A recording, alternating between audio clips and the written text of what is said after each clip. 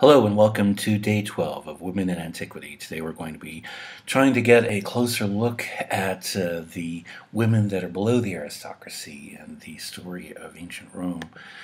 And, as one might expect, this is a relatively short chapter in the Pomeroy, and this is going to be a relatively short lecture. For much the same reason, the information that we have about the lower classes, even the middle classes, in most ancient societies is relatively thin. This is true even for Rome, especially the Rome of the Roman Republic. The Romans already have, during the development of the Republic, a relatively small interest in recording their own story. This is something that they associate with the decadent Greeks, and something that they come to late as they begin to turn their ideas of Greek behavior around and embrace the elements of culture that reflect a sophisticated civilization. So by the end of the Republic, the Romans have begun indulging in history and the cultivation of literature and drama, as well as other forms of artistic expression after the fashion of the Greeks. But those who are engaging in this practice are those of the leisured classes, those who are at the top of society and who are wealthy enough and have enough property that they don't need to occupy themselves during the day. That this is likely to be of the senatorial class is underlined by the traditional Roman, resistance to the idea that commerce is something that is allowable amongst senators and should be left to the equestrian order, should be left to those who are not the landed nobility. On top of this, the Roman mindset is built around the idea of recording the deeds and standing of one's family and the eminence of one's family's position within the Roman nobility. This comes from a number of factors, including the idea of family as being the essential component of the aristocracy, of the ruling class, the need to present the accomplishments of the family at funerals, and so forth and so on. And so this tends to restrict stories and information that the Romans tell about themselves to the ruling families themselves. And even the official records that the Romans keep, the census goes back to a very early stage amongst the Romans, but the census is built around the idea of tallying and recording those families that have sufficient property to serve in the original hoplite army of the Romans, and this persisted even after the Romans had abandoned the hoplite structure. The Roman census was according to property classes above a certain property requirement, and so those who do not meet the minimum property requirements to participate in the army are not even recorded in the census, except to calculate their total number. This is a very large number of people, but information about them is not recorded in the census in Roman official records, except for sheer quantity. So as a result, the information that we have about Romans tends to come from sources that are oblique to the middle and lower classes, legal records and accounts of individuals that well-to-do men and women know in society, and these would tend to be individuals associated with their households, which would include people like slaves and freedmen and freedwomen. And so we have this peculiar situation where we know of this large quantity of ordinary Romans who are at the at the level of everyday life in the lower middle, and lower classes, but we actually have a anomalous visibility for the classes below them. Because of the extent of their contact with the upper classes, that tends to preserve information about themselves. So what we end up doing is attempting to, construct scenarios about life in Rome in general, and the collective information that we have, and the presence of gender in this is inconsistent. So, for example, in an earlier lecture, we talked about the presence of women in the forum, and this tends to be collective rather than individual. There is a rare occasion where an important noblewoman has a formal funeral. So, for example, Aurelia, the mother of Julius Caesar, but broadly speaking, women tend to show up in the forum collectively. So, for example, during times of crisis, the annals will mention the mobs of weeping wives and mothers in the forum demanding action from the Senate and from the magistrates. And it's tempting to assume that these are common women. But in fact, they are very likely to be, wives and mothers of the men who are fighting and dying in the army. And these crises tend to come at times of horrible, catastrophic defeats for the Romans on the battlefield. And so these are likely mass assemblies of women of the upper classes, whose sons and husbands are fighting and dying for Rome at a time of cataclysm. So we've talked a little bit about slavery already. The Roman civilization was perhaps out of all of the societies of the ancient world most engaged in slavery for a number of reasons. The Roman Empire is one of the wealthiest civilizations in the ancient world. It has a very high standard of living. And a very high level of preeminence, economic, political, social, cultural, amongst the surrounding cultures that it engages in, and amongst the indigenous peoples that they rule over. So to be a Roman citizen is to stand out. Even to be in the household of a Roman citizen is to place you in a superior position to the natives of Judea or Illyria or Gaul. And so this is the Romans developed their empire in part out of a need to protect their homeland territory, and in part out of a commercial enterprise. In other words, it is the trading entrepreneurship of Rome that extends its standing outward. That helps to drive its imperialism, the desire of Rome for more and more in terms of varied raw materials, of quality and quantity from across Europe, Southwest Asia, and North Africa, and for the markets that are discovered in the diffusion of the Roman. The world out into the world around it. This is one of the secrets to understanding the extent of Rome's aggressive pursuit of preeminence, of dominion. It doesn't begin with the armies. The armies follow behind to reinforce and protect the territory that Rome has literally and figuratively become invested in. A useful contrast it might be with other empires of the ancient world. So there are essentially two models in the ancient world, and this carries over into later eras as well, of economies, so that you can have either a centralized economy in which everything is directed by the state. What is produced, what expeditions to go on.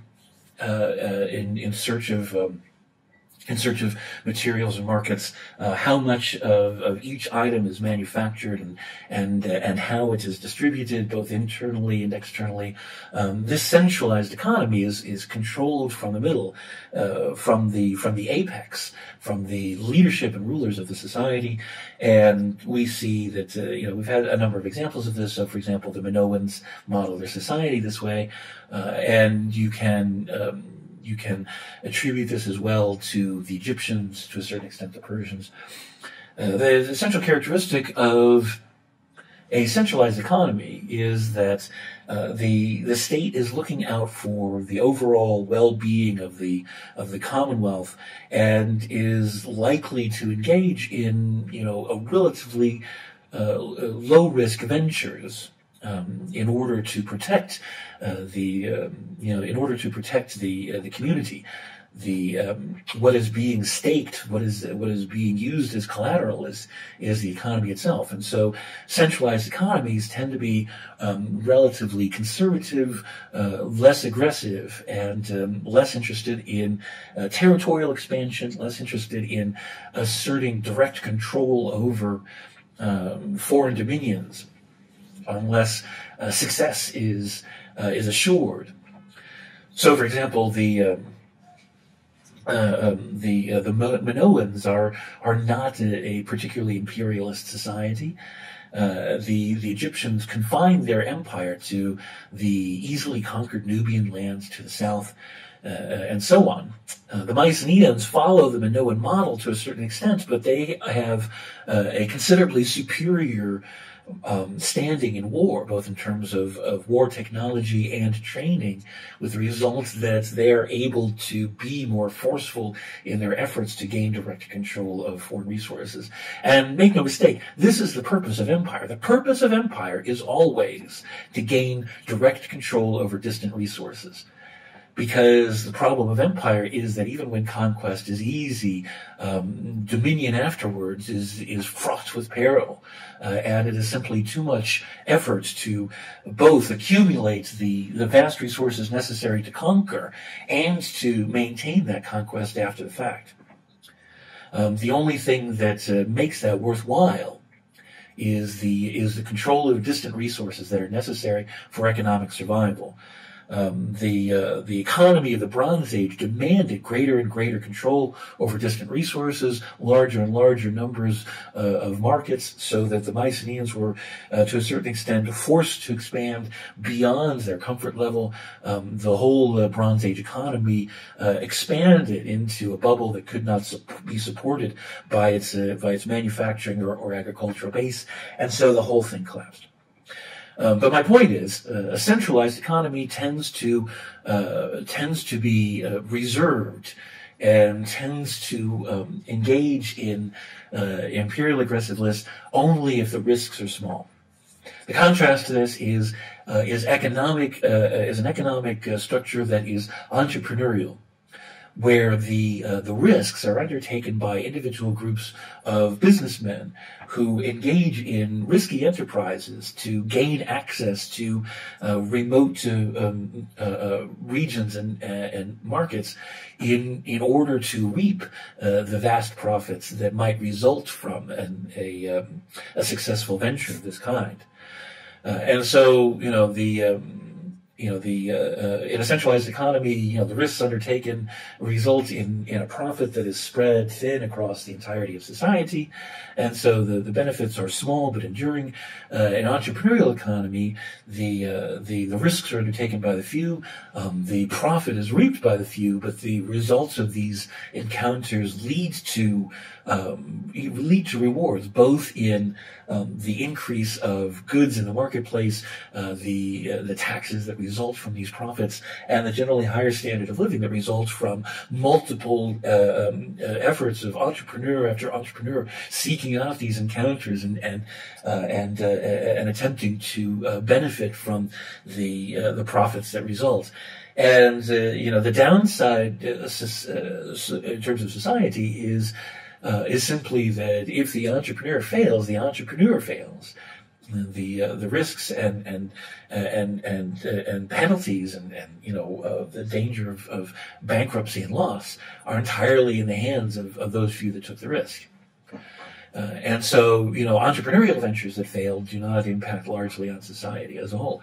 And so the entrepreneurial society tends to encourage commercial expansionism, tends to encourage the aggressive pursuit of goods and raw materials and markets by the trading element of society.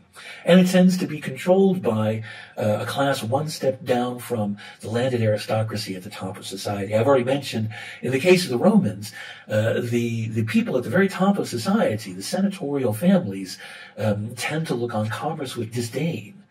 And so it is the remaining element of the upper class and the middle class that engages in commerce, that undertakes these entrepreneurial expeditions and projects and endeavors in order to succeed commercially themselves, and the whole process ends up raising the water level, raising the standard of living of the Romans higher and higher as more and more of these ventures succeed in direct and permanent contacts, direct and permanent interchanges between the Romans and the peoples that the Romans are dealing with, trading with, gaining influence with, slowly Romanizing, and eventually ruling over.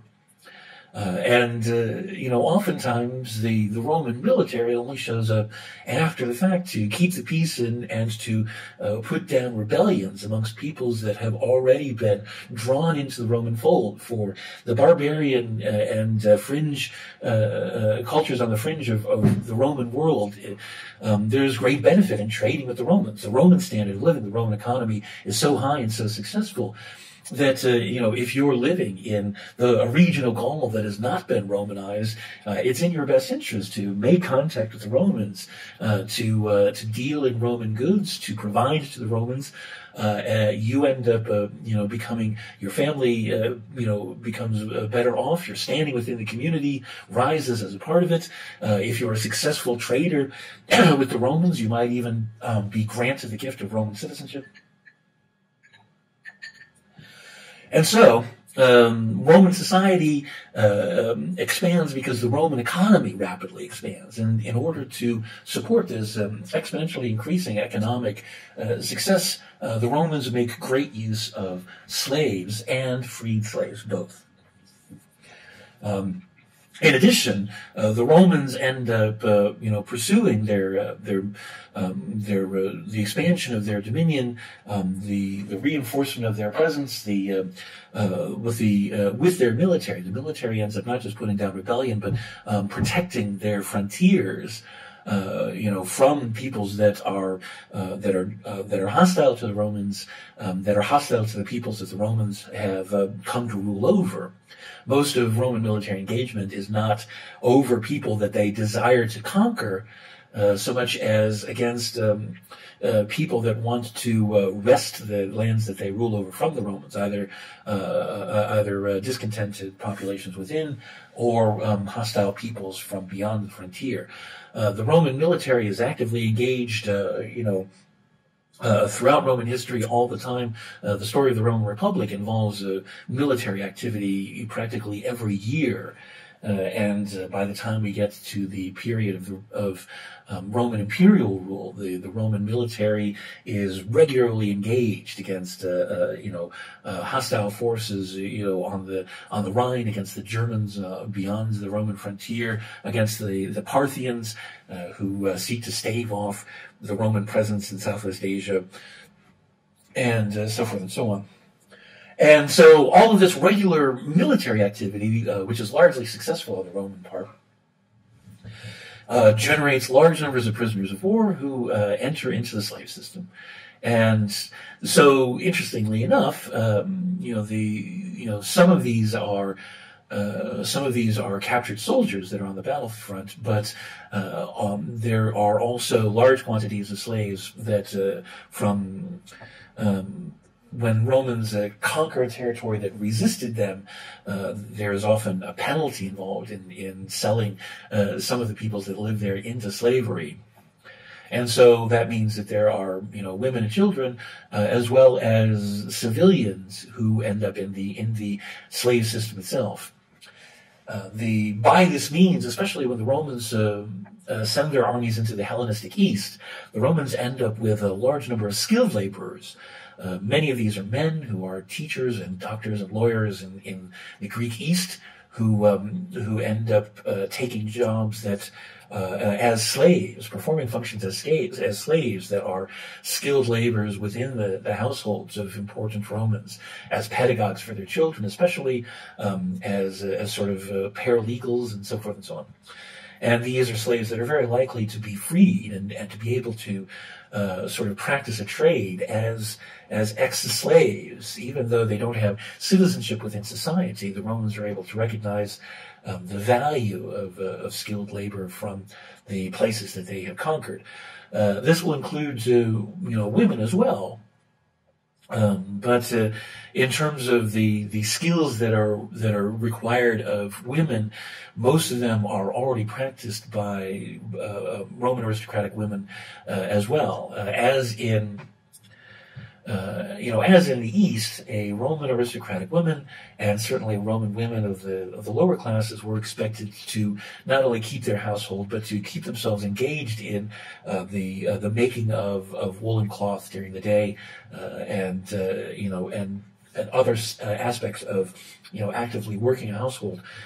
So this leads to the classic inscription that we see often on gravestones, both for women of the upper and lower classes, that she kept her household, she made wool.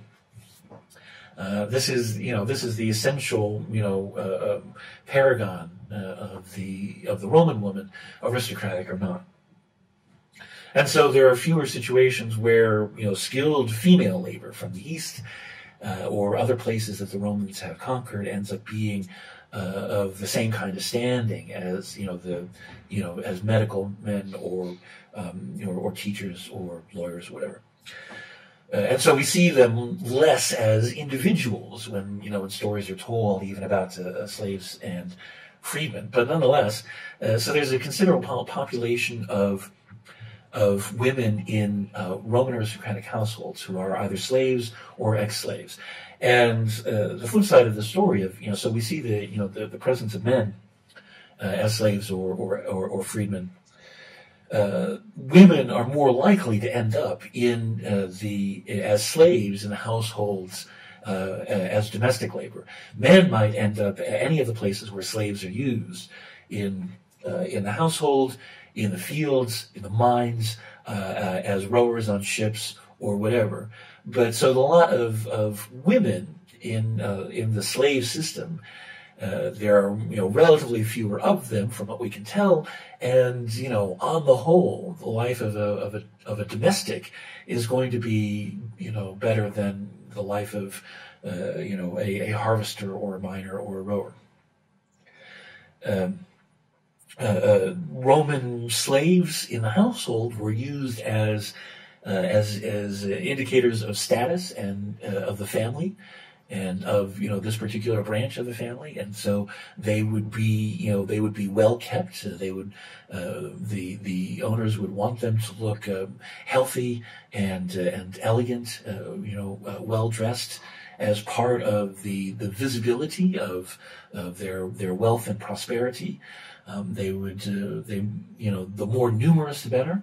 And these would be the individuals that would have direct contact with the children as well. And so children growing up in the Roman aristocracy would have a intimate knowledge of what it is like to be a slave woman or a freed woman within a domestic household. The other side of this, of course, is that the presence of women in a aristocratic household would, of female slaves, would lead to the exploitation of these women by the men of that household. And there are, a limited number of restrictions on this.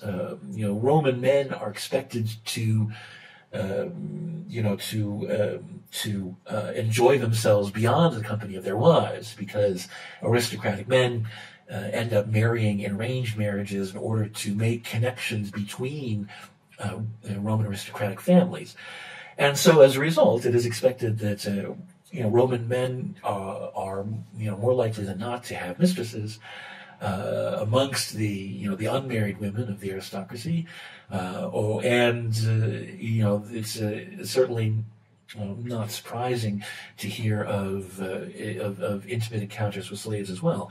This is also true, for a certain extent, of Roman matrons with slave men within a household. Generally speaking, it's not talked about, and the main concerns end up being the potential embarrassment when a slave woman or a freed woman ends up being pregnant. But it is also part of the idea of being a Roman, that a Roman is not cruel to women in this situation. The idea of a Roman behaving in a violent or destructive way toward any bed partner would be reprehensible, would be a black mark upon the character of that Roman, would represent a moral deficiency in that man, regardless of who it was that he was with. And so, Roman men who are found out to have abused a bed partner, whether a free woman or a slave woman or an ex-slave, or to have committed rape. Remember, the rape of a pure woman is the thing that brought down the monarchy of the Romans. This is something that would be catastrophic for a man of Roman society.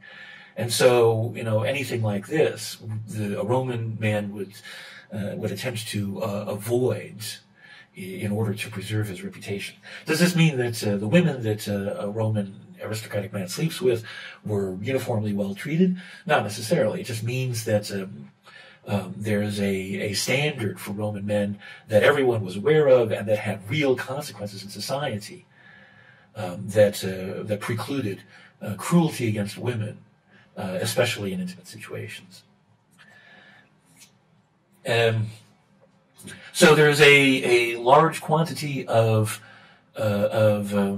slaves, the majority of whom are men, but also women, throughout Roman society. And remember, we're talking about the entire Roman world. We're not just talking about Rome itself, but all of the vast territory that the Romans rule over. The Romans tend to pursue Romanization by the establishment of colonies, usually made up of ex-soldiers, that are the kernel of what becomes a Roman city in the midst of territory that is mostly populated by natives. And these colonies and the cities that grow out of them are the hubs of Romanization. The native peoples of the surrounding territories end up engaging with and trading with the Romans of this Roman city, and the children end up learning Latin and admiring Romans and being impressed by the sight of Roman soldiers and legions, and hearing all about this great city of Rome far away. Over the course of a generation or two, the peoples in the regions around these Roman cities become more and more Roman, and these Roman cities themselves are miniature Romes. They are hubs of Romanness and centers of Roman commerce and Roman architecture, culture, and law and morality. And the people that live in these cities are extensions of the life of Rome. So, even though for the Romans themselves, for the people of the city of Rome is all that matters, and everything else is their purchase. The people of these provincial cities are extensions of the Roman society, and so the way in which aristocratic men and women live in these cities is a reflection of expectations, back in Rome, and likewise the lives of slaves and freed women end up being copies of the way that the people are treated back home. The main difference being that in these cities, as they grow up, as Romans intermarry, and as there is a great deal of commerce going back and forth, not only with Rome but with other cities of the region, their population becomes Roman in culture, but mixed in ethnicity, and so there's an awareness of native stock within all classes of society, and so there means that there may end up being less of a difference between less of a physical difference between the lowest classes and the upper classes. In other words, in Rome, your slaves are going to be foreigners. The slaves are not going to be Italians or Romans, of course. Slaves are going to be Gauls and Thracians and Babylonians and Egyptians and British and North African and so forth. Slaves are going to be ethnically diverse and distinct from the Roman population themselves. In the outlying world, in the rest of the Roman Empire, that distinction may be less, and so the divide between the slave and free populations is going to be somewhat different. Not necessarily in predictable ways, just something to be aware of as you're thinking about these things. As I've said before, the Romans are generous with manumission, with the freeing of slaves. Slavery is not generally intended to be perpetual or hereditary.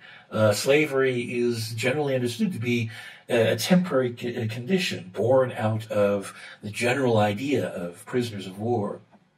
And the vicissitudes of people being sort of in the wrong place at the wrong time, being conquered by the Romans, and so the model for slavery is generally that people will be subject to slavery over a certain part of their lives. They are able to accumulate an allowance during this time.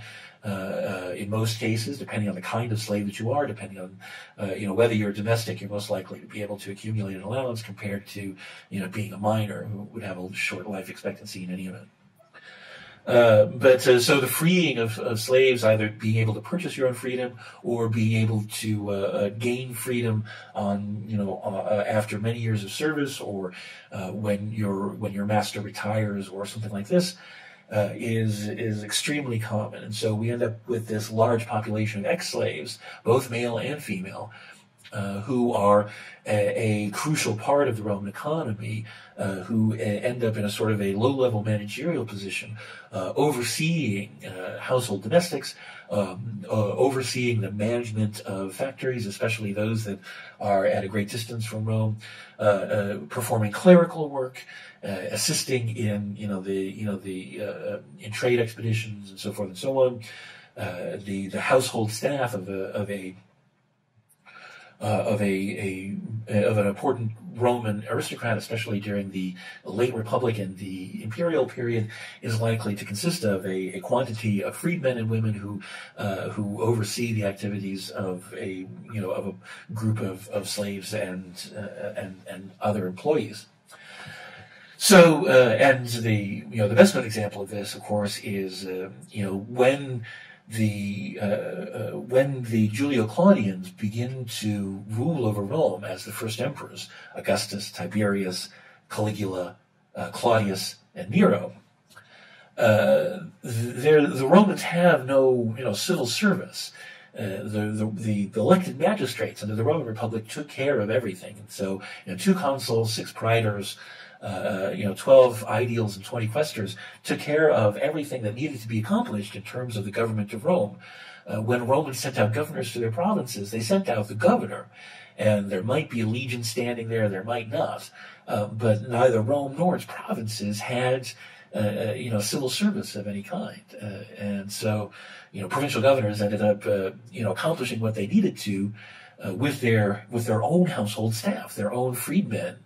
And by the time we get to the emperors end up doing the same thing to administer the empire as well as the city of Rome. They use their own freedmen, and Claudius was famous for sort of instituting this as the norm, for making his own personal household freedmen essentially his ministers, even to the point of having them speak to the Senate on his behalf, which engendered a great deal of controversy. So, but my point is that so there's a large population of freedmen as a layer of that performed an important function in the Roman economy and the Roman society, and this would include freed women as well as freed men.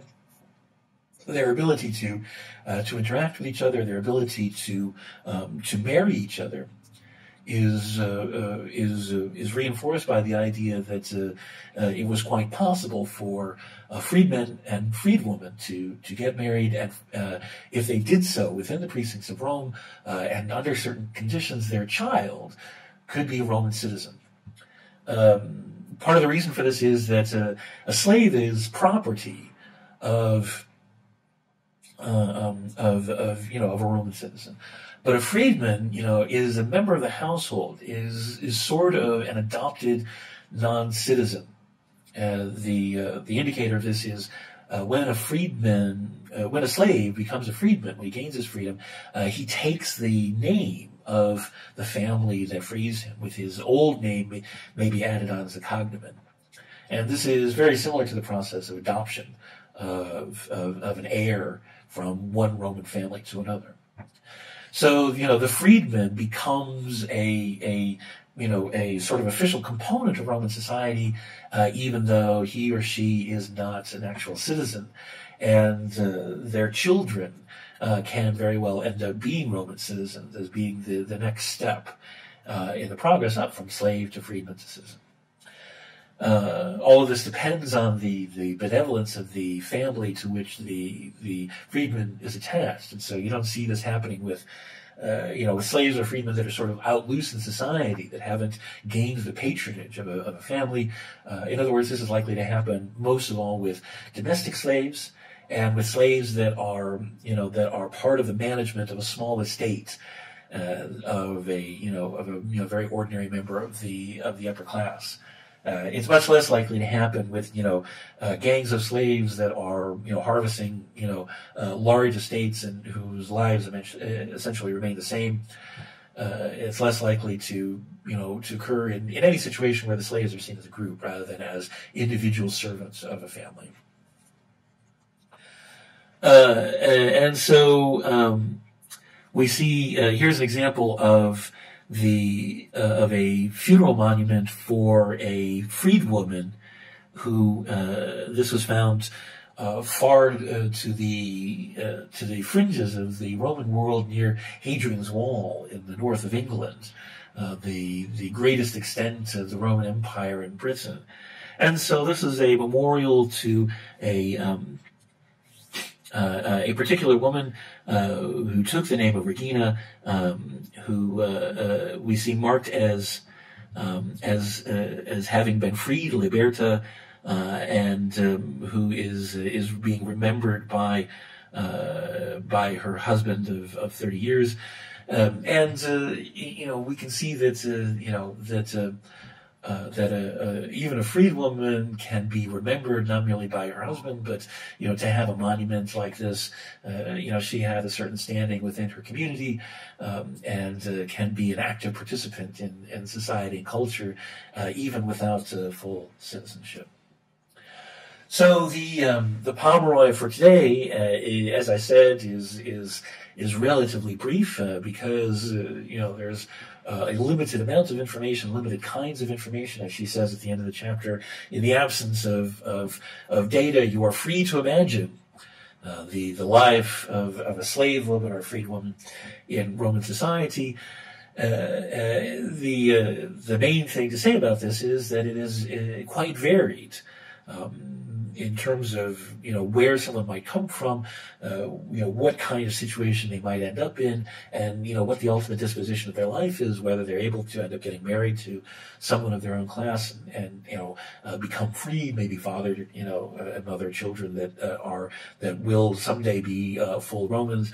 All of these things vary widely across the expanse of Roman territory and across time as well. So, you're free to imagine, but don't assume homogeneity of the slave or freed woman experience.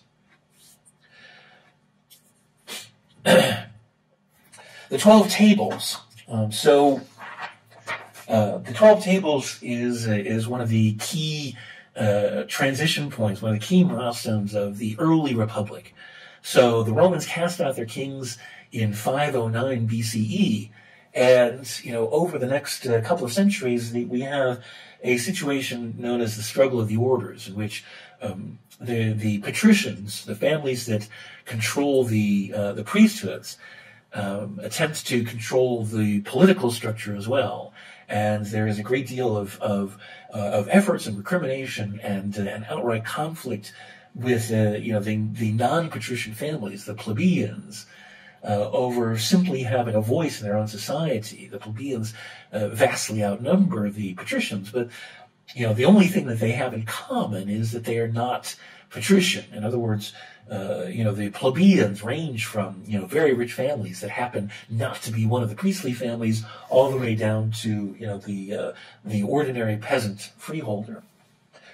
And so, the struggle is very difficult, because the plebeians have a great deal of difficulty working together. Eventually, the plebeians gain the right to elect their own officials that can veto the acts of the state and appeal the decrees of magistrates in the Senate to the assembly of the masses as a whole.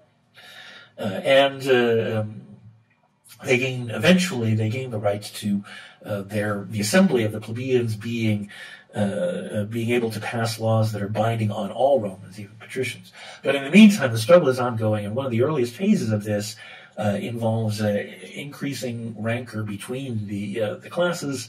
About 60 years into the Republic, in 450 BCE, the Romans, the crisis reaches such epic proportions that the government essentially breaks down. The Romans agree to set aside their normal government and elect a board of 10 men, the decemviri, whose sole job it is to establish a set of laws that can be the basis for the smooth functioning of Roman society. One of the main instigations of this is that the patrician magistrates would rule in court cases according to whatever is beneficial to the patricians, and things were being decided one way in one case and another way in another case, in a largely arbitrary and mismatched fashion. Nobody could know what to expect from justice, and so the result of the installation of the decemviri is the 12 Tables, a body of laws that become the foundation for the Roman political system as well as for law, because the fundamental idea, the most important thing about the 12 Tables is that they are public, they are published, they are mounted in the forum for all to see. Everybody knows the law, and everybody knows what to expect from the process of justice, and the magistrates that hear the cases that are brought before them by the public are bound to precedent and bound to what is established by this body of law. And so Roman law ends up growing around this with a fundamental principle of being transparent and being in the interests of Romans as a whole, and not just in the interests of the few. We don't have the 12 Tables themselves. What we have is bits and pieces of the 12 Tables that have been quoted in other legal authorities. And, these fragments are quite extensive, because the Roman, legal tradition is based on the 12 Tables and relies on them for centuries to come. But we don't have them intact. We have important phrases that are quoted in legal digests and decisions, and so we don't know the extent of what is missing. Whether there's greater elaboration of some of these principles, whether there are things that ended up by chance not being quoted and are simply not present here as fundamental dictums of the 12 Tables. We simply can't know this. The 12 Tables as a body are lost to us. as you'll note as you're reading them, the 12 tables tend to deal very largely with with private affairs. They don't deal with governmental structure. They don't involve constitutional practice. The main way in which they involve the government is the participation of the state in lawsuits brought by private individuals. And most of these involve conflicts between individuals and conflicts between families and conflicts within families. And so some of the, many of these involve property. And the ways in which women crop up in the 12 tables, have to do with the extent to which the transaction of marriage is in law treated as a transaction of property, as conveyance. We've already discussed the fact that this is not indicative of women being thought of as property in everyday life. Rather, this is the way that the private world of women is reflected in the public world of law. And so we end up with two aspects of the female experience as it pertains to the law: the nature of marriage and the nature of guardianship. And so we see, for example, what's listed here under Table 5, all children are in the guardianship of their paterfamilias, and the 12 tables indicate that women remain in guardianship even after they become adults. Men become citizens with standing before the law, with the capacity to vote and to enroll in the army, which is the same thing. In legal terms, and also in terms of the fact that, as I said, the main legislature, the main assembly of the Romans is the army meeting as a legislature. And this is why the centurion assembly cannot meet within the bounds of Rome, because the Roman army, as constituted as an army, the Roman citizen body formed as an army, armies, armed men that are engaged in military service cannot pass the sacred boundaries of Rome. They must be discharged from the army and return to life as private citizens before they can cross the pomerium, before they can cross the sacred boundary. And so citizenship is the ability to vote and the duty to fight are identical in legal terms. And this naturally leaves women out of the equation. And so, as a result, standing before society, the ability to be a citizen, is extended to men once they achieve their majority, once they have put on their manly gown in the ceremony that takes place when they are 14. But this never occurs for women. Women undergo a rite of passage, which is, a private ceremony that is held in the household and not attended by outsiders, about which we know relatively little. There's a transition both from childhood to adulthood and from adulthood to marriage, sometimes taking place at the same time, or in reverse order. Women remain in guardianship even after they have attained to their majority. There are strictures about babies. Deformed babies are to be killed. Women, if a child is born 10 months after the father, he can't claim inheritance. So obviously, the Romans are concerned about, it's not at all uncommon for a child to be born after the father has died.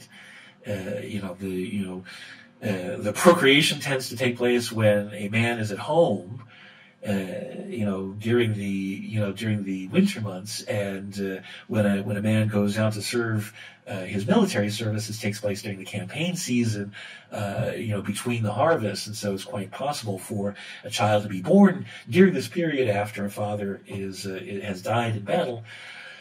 And so, these children are generally named posthumous, given the praenomen posthumous. And so it's relatively normal for a posthumous child to become, the heir to the family. But, obviously after 10 months, they want to make sure that this is prevented. The other thing that comes from Table 4, which is interesting, is so item 2, if a father sells his son 3 times, the son shall be free from his father. So this is one of those situations where you realize that the condition of a man and a woman in the household under the iron authority of the paterfamilias is not that different, even though even if a man has attained his majority, he is still his life and death is in the hands of the paterfamilias.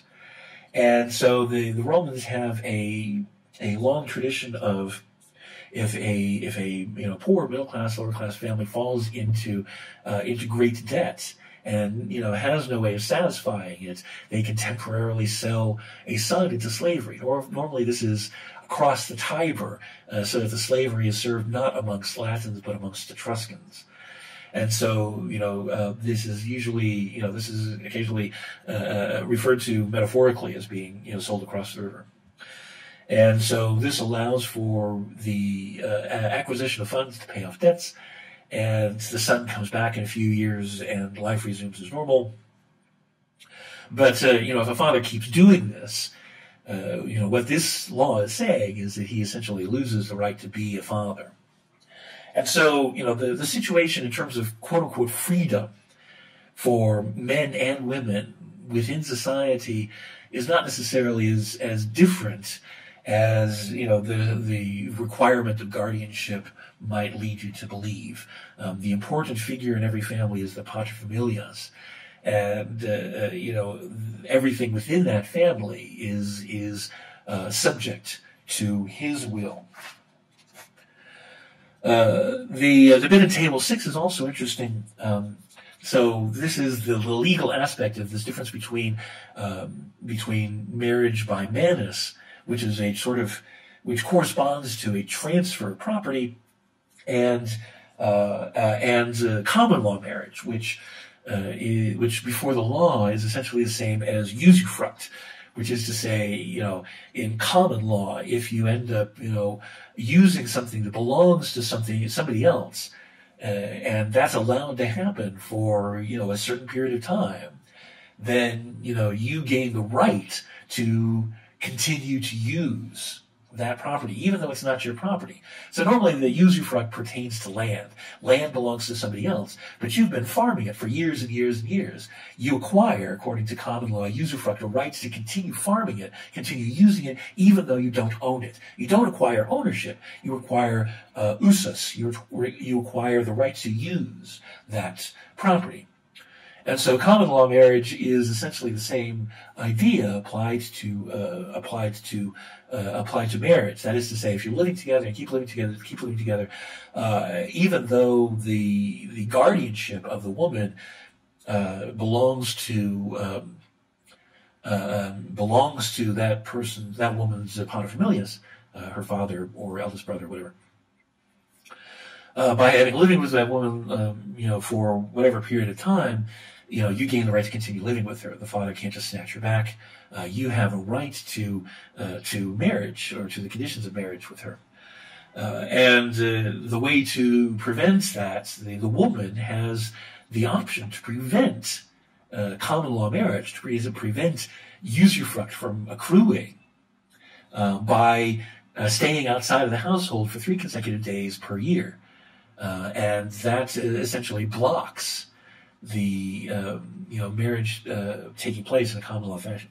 And so this can be looked at as a certain amount of right, a certain amount of empowerment that a woman has in a situation where legally the men hold all of the cards. Table 10 says that women shall not wail or tear their faces. It's tear their faces, not tear their faces. So according to this table, women don't have the right to, are prohibited from making a scene at public funerals.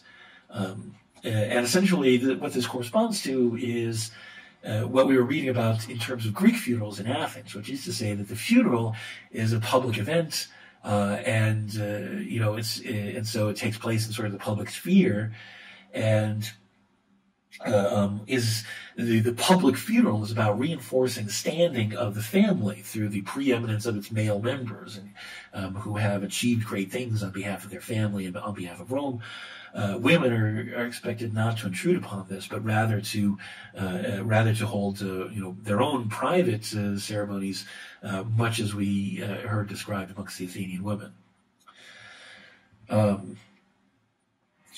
Table 11 is a problem because so table 11 and 12 are associated with the actions of the second year of the Decemviri, in which the Decemviri hold on to power even though they're supposed to only be in office for 1 year. And so the Decemviri, impose their continued presence on the Romans, and they supposedly during this time they create 2 more tablets, which are symbols of their increasing tyranny. And eventually, the Decemviri are driven from office through the misbehavior of one of their members, who, once again, in an echo of the legend of Lucretia, one of the most arrogant and audacious of the Decemviri ends up raping a virginal woman, and creating controversy as a result. So once again, remember that these stories from the early Republic and the regal period are largely legends that are remembered from after the fact, and are largely about why these stories are being told rather than about historical fact. But nonetheless, the Decemviri is thrown out of office, and eventually this law that says that plebeian and patrician men and women can't marry each other was superseded. So this is one element of the 12 tables that we know to have been thrown out at some point after the 12 tables became enshrined as the heart and kernel of Roman law. So this article on the Metamorphoses is very interesting because so the Metamorphoses is this compilation, and more than compilation. It's Ovid, one of the great poets of the time of Augustus, telling all of the most interesting stories of mythology in this extremely extremely intense and fervid and even lurid style. It is provocative and extremely colorful. And as indicated by the title, it's most primarily about those myths of both the Romans and the Greeks that involve transformation, both by gods and by humans. And a great number of these stories involve interactions and intimate encounters between male divine figures and mortal female figures. Sometimes the reverse. Very few involve, same-sex encounters, whatever. But these tend to be encounters between the mortal and the divine. What we see pictured here is a modern etching showing the abduction of Io by Zeus taking the form of a bull. And so what's intriguing about this is Curran explores what it is that Ovid is interested in when he's telling these stories. It seems very clear that Ovid is fascinated not by acts of violation, because a great deal of these stories involve rape. The act itself doesn't interest Ovid. What interests Ovid is what the victim, normally a woman, has to endure after the fact, the change that takes place for the woman. So the metamorphoses of the title is not just the transformations that take place magically, whether the god is taking the form of an animal, or the woman or ends up changing physical form, as sometimes happens in these stories, to a bird or a tree or whatever.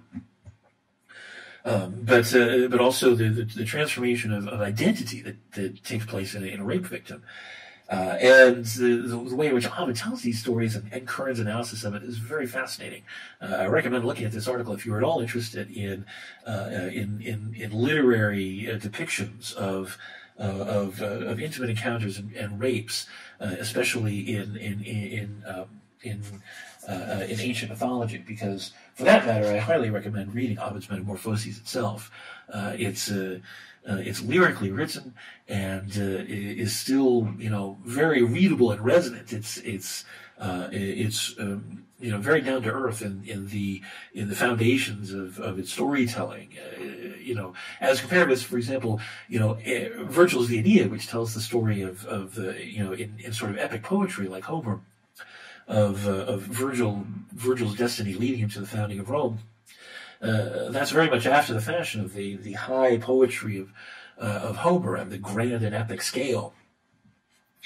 Ovid is much more lyrical, much more intimate, much more subjective, and this is in keeping with some of the other things that we are looking at. So, for example, the Roman elegy.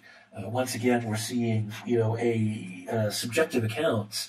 Very much in consonance with, for the lyric poetry of Sappho, being subjective, being emotional, being intimate and personal.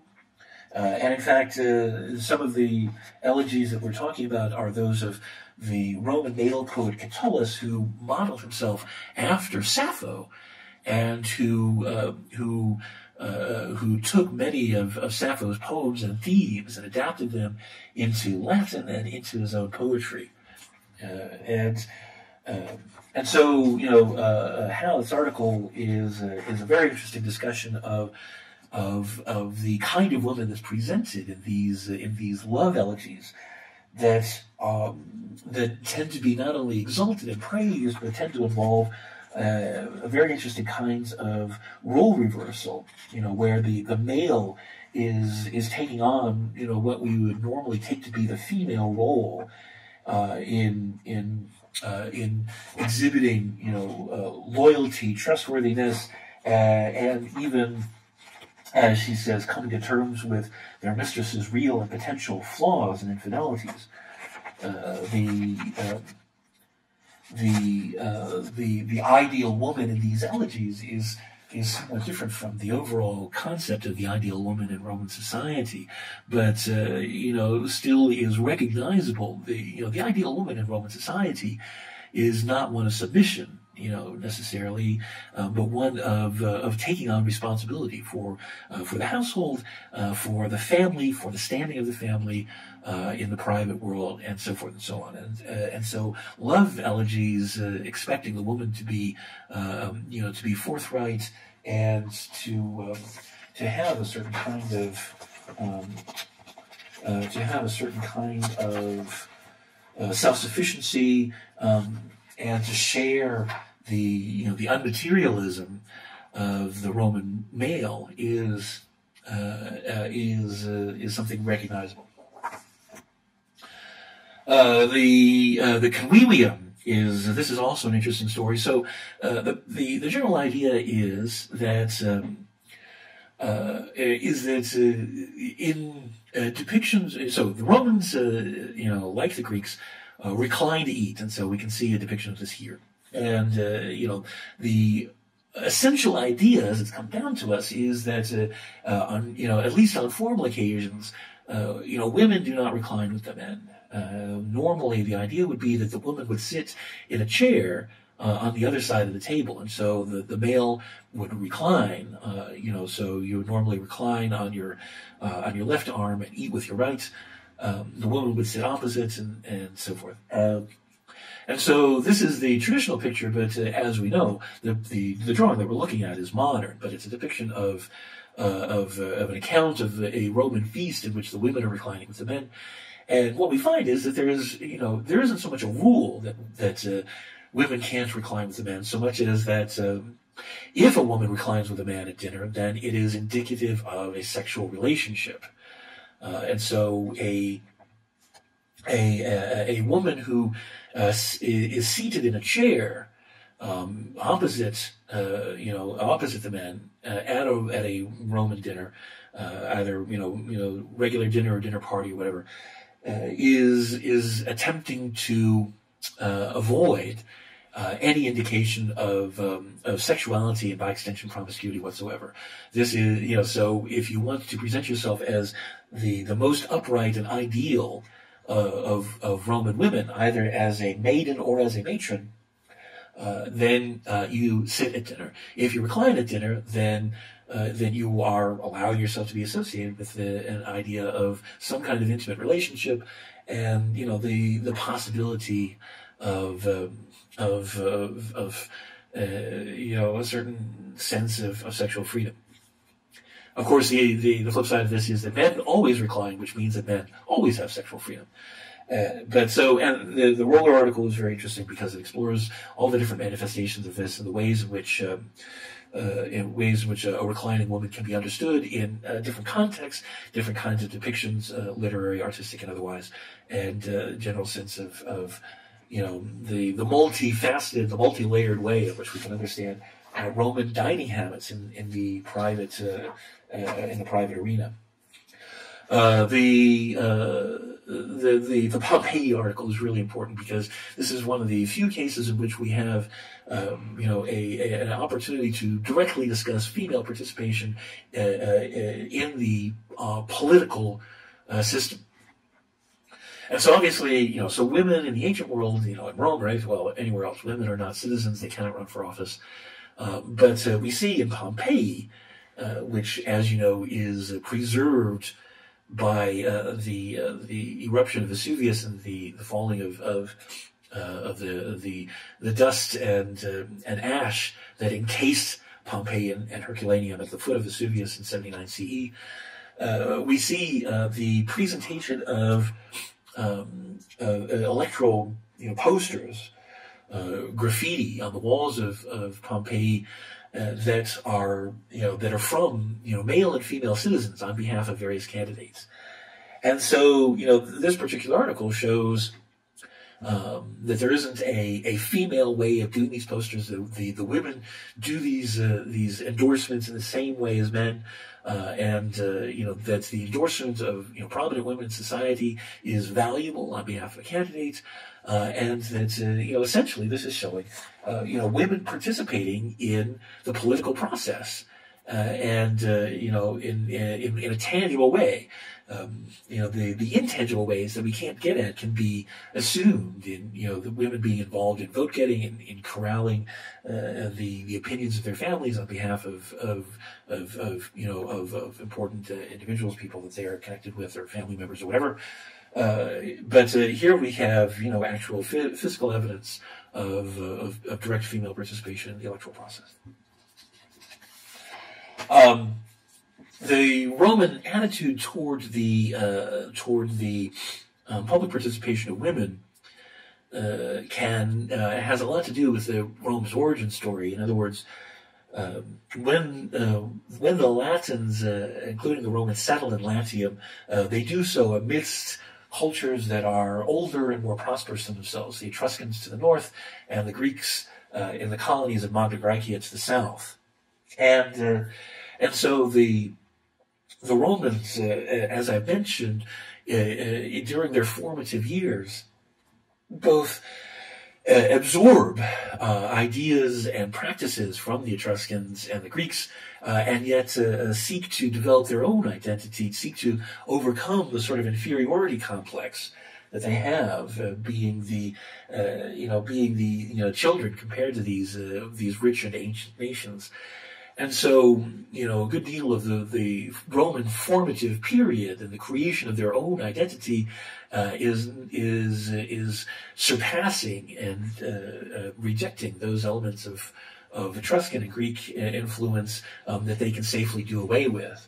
And so we've already mentioned, for example, that the Romans imbibed the idea that they must consult the gods, and originally they practiced the Etruscan method of doing so, but they quickly move on to their own method of consulting the gods in a way that is that allows them to have a sense of taking control of their interaction with the divine. So what we know about women amongst the Etruscans, it gives a picture of a not necessarily of greater female empowerment, but more about the empowerment of couples within society.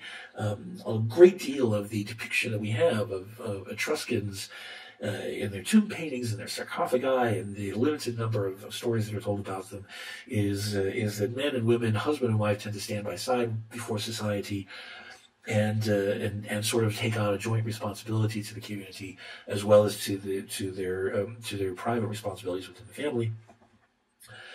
And so the Romans would tend to think would see this as foreign compared to their own Indo-European practices, which are heavily patrilineal, and would identify this as sort of the Etruscan way.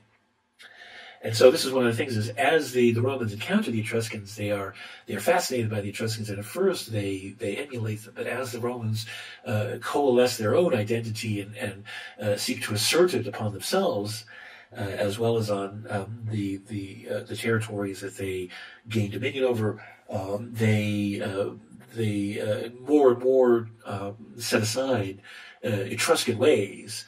And this includes the Etruscan attitude toward the female presence in society, and so there's less of a sense of the Etruscan female figure as we see a shift toward the preeminence of the virginal maiden and the Roman idea of the matron that we talked so much about. So this is a very interesting article. Melissa Bonfante is one of the greatest experts on the Etruscans that we have had in the modern era, and it's good to see a contrast both with a neighboring society and how the Romans developed their own identities in the context of the identities of the peoples that they are actively engaged with. And so that's our discussion for today. Think about your reactions to the condition of slave and freed women in Roman society, and to what you see in the 12 tables, and reactions to the Metamorphoses. Particularly interested in seeing if you've read that article.